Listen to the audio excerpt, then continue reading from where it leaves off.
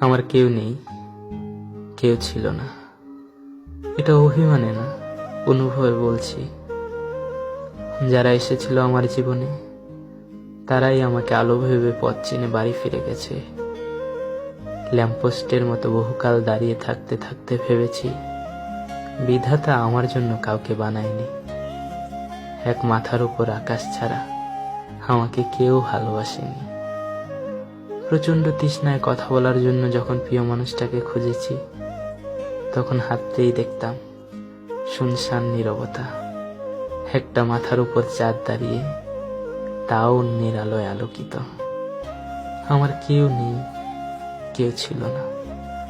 এই অনুভূতিটা বড্ড বাজে, বড্ড বাজে।